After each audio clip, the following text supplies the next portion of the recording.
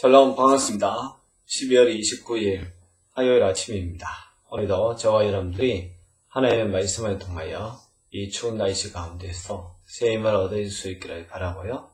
또 연말 말씀 안에서 자신의 삶을 또 잘 정리하고 다짐하는 시간이 되었으면 좋겠습니다.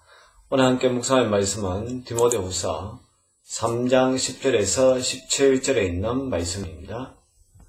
나의 교훈과 행실과 의향과 믿음과 오래 참음과 사랑과 인내와 박해를 받음과 고난과 또한 안디옥과 이고니온과 루스드라에 당한 일과 어떠한 박해를 받은 것을 네가 과연 보고 알았거니와 주께서 이 모든 것 가운데서 나를 건지셨느니라. 무릇 그리스도 예수 안에서 경건하게 살고자 하는 자는 박해를 받으리라. 악한 사람들과 속이는 자들은 더욱 악하여져서 속이기도 하고 속기도 하나니 그러나 너는 배우고 확실한 일에 가라. 너는 네가 누구에게서 배운 것을 알며 또 어려서부터 성경을 알았나니 성경은 능히 너로 하여금 그리스도 예수 안에 있는 믿음으로 말미암아 구원에 이르는 지혜가 있게 하느니라. 모든 성경은 하나님의 감동으로 된 것으로 교훈과 책망과 바르게 함과 의로 교육하기에 유익하니 이는 하나님의 사람으로 온전하게 하며 모든 선한 일을 행할 능력을 갖추게 하려 함이라. 아멘.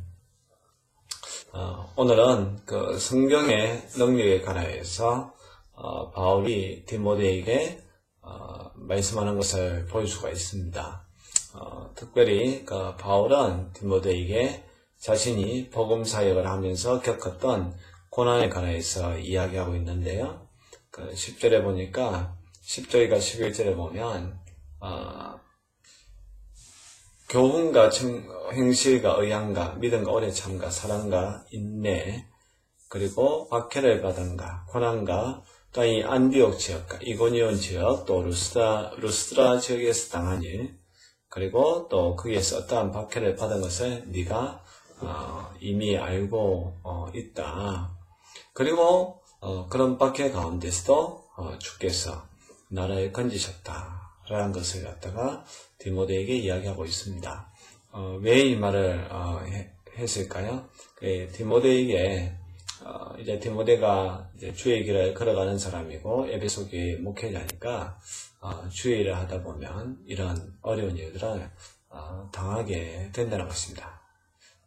그러나 그러한 일을 이상히 여길 필요도 없고 당연하게 받아들이고 또 그런 가운데서도 우리 주님께서 함께 하시기 때문에 그 고난 속에서도 건져내시는 그 하나님이라는 거 그러한 고난과 박해를 두려워하지 말고 더 담대히 복음을 전하라는 그러한 권면의 말씀이 들어있습니다. 그러면서 12절에 무릇 그리스도 예수 안에서 경건하게 살고자 하는 자는 박해를 받을 것이다 라고 이야기하고 있습니다. 경건한 삶을 추구하는 사람은 당연히 또 세상적인 미움과 박해를 받을 수밖에 없습니다. 예수님도 그런 말씀을 하셨습니다. 너희가 세상에서는 환난을 당하게 될 것이다. 그러나 담대하라. 내가 세상을 이겼다라고 했고 또 너희들이 환난과 박해를 당하는 것은 너희들이 미워서가 아니라 나를 미워해서 그렇다라는 그런 말씀을 하셨습니다. 우리도 주님을 섬기다가 받는 그런 박해, 고난이 있는데 사실 그것은 우리하고의 싸움이 아니라 주님하고의 또 영적인 또 그러한 싸움입니다. 그렇기 때문에 우리 주님이 우리의 고난과 아픔을 다 알고 계시고 우리를 그 고난 가운데서 반드시 건져내시는 분이라는 것이죠. 13절에 보면 이 악한 사람들과 속이는 자들은 더욱 악하여지고 또 속인다. 서로를 속고 속이기도 한다. 그렇게 이야기합니다. 이 악한 사람들은 계속해서 거짓을 말하게 되는 것이죠. 그래서 더 악해지는 것이고 남을 속이기도 하지만 동시에 자기가 속임을 당하기도 합니다. 그러나 이제 바울은 디모데에게 그런 악한 자들의 말과 같이 속이는 자가 아니라 진리의 말씀에 걸어가야 된다라고 하면서 14절에 너는 배우고 확실한 일에 가라 라고 이야기합니다. 부지런히 배우고 또 확실한 일에 거해야 한다는 것이죠. 특별히 거의 배우고 확실한 일에 가는 것, 그것이 무엇이냐라고 했을 때 15절 이하의 성경, 하나님의 말씀이라고 이야기합니다. 그래서 15절에 디모데를 향해서 네가 어려서부터 성경을 알았다. 로이스와 유니게 위아이머니와 어머니를 통하여서 하나님의 말씀을 너가 많이 배웠고, 또 어떻게 보면 바울에게서도 하나님의 말씀을 많이 배웠을 것입니다.